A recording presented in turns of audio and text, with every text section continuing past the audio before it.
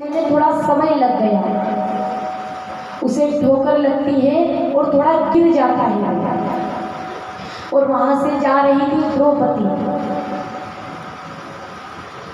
अब कहते हैं ना कि मजाक वो ही अच्छी जो हमें भी अच्छी लगे और सामने वाला भी प्रसन्न हो जाए, या फिर मजाक उसी व्यक्ति से करो जो मजाक सहन करने लायक हो, वरना हर किसी से मजाक भी नहीं होती। यहाँ पर द्रौपदी ने सोचा कि थोड़ी मजाक करते हैं और मजाक के चक्कर में द्रौपदी ने कह दिया, जैसे ही दुर्योधन ने ठोकर खाई, द्रौपदी ने कहा कि अंधे का पुत्र अंधा। जैसे ही कहा कि अंधे का पुत्र अंधा, दुर्योधन को बड़ा क्रोध आया।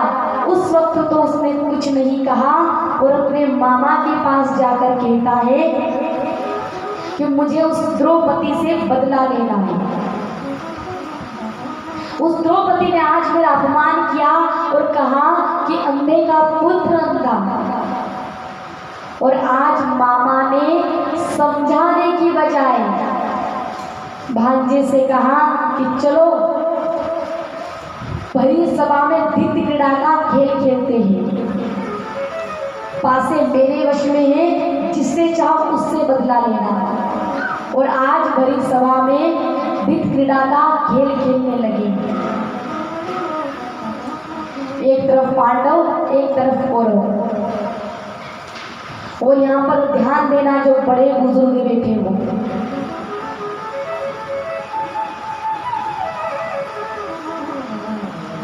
आज भरी सभा में पांडव और कौरव जुआ खेल रहे, द्वित क्रीड़ा का खेल खेल रहे हैं और पासे थे कौरवों के वश में। वो पासे थे, वो मामा के वश में थे, वो जो चाहते वही करते, वो पासे। तो पांडव हारते जा रहे हैं, पहले अपना पूरा राज्य हार गए, हारते हारते अंत में अपने मुकुट, अपना जो ताज रहता, जो मुकुट था, वो निकाल कर भी रख दिया और वो भी हार गए। अब पांडवों ने कहा कि अब हम नहीं खेल सकते, हमारे पास खेलने के लिए, दाव पर रखने के लिए कुछ नहीं। तो आखिरी में कौरवों ने कहा कि अरे अभी बहुत कुछ है तुम्हारे पास, अभी तो द्रौपदी बची है तुम्हारे दाव पर लगाने के लिए। और आखिरी में जवान बेटों ने भरी सभा में घर की बहू अपनी पत्नी द्रौपदी को भी दाव पर लगा दिया। उस पूरी भरी सभा में कई लोग बैठे थे, पितामह भीष्म थे, गुरु द्रोणाचार्य थे, धृतराष्ट्र थे, कहीं बड़े बुजुर्ग लोग बैठे थे। देखो, जिस सभा में बड़े बुजुर्ग ना हो वो सभा सभा नहीं होती। लेकिन बुजुर्गों के लिए कहूंगी कि सिर्फ पगड़ी बांधने से या दाढ़ी मूंछ आ जाए सफेद तो वो बुजुर्ग नहीं बनता। बुजुर्ग तो बनना है तो महाभारत वाले बुजुर्ग मत बनना। बुजुर्ग अगर बनना है तो बुजुर्ग बनो, तो निषादों वाला बुजुर्ग बनना।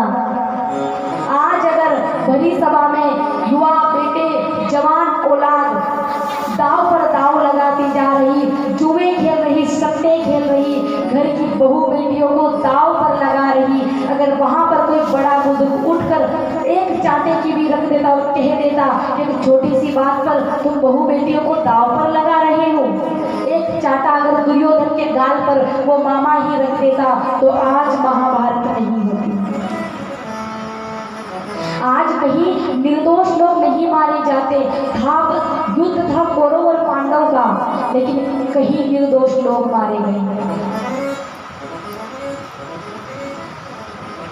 बूढ़ा बुजुर्ग वो ही अच्छा है जो समय रहते अपना मुख खोले, अपना मौन तोड़े, वरना गांव में हो, घर में हो, जवान बेटे सट्टे पर सट्टे खेले जा रहे, जवान बेटे अपनी ही पत्नी को, अपनी ही घर की बहुओं को दाव पर लगाते जा रहे हैं और उसी घर में बड़े बुजुर्ग हैं और अगर वो चुप बैठे हैं तो फिर आज इस समय में भी महाभारत होने से कोई नहीं रोक सकता।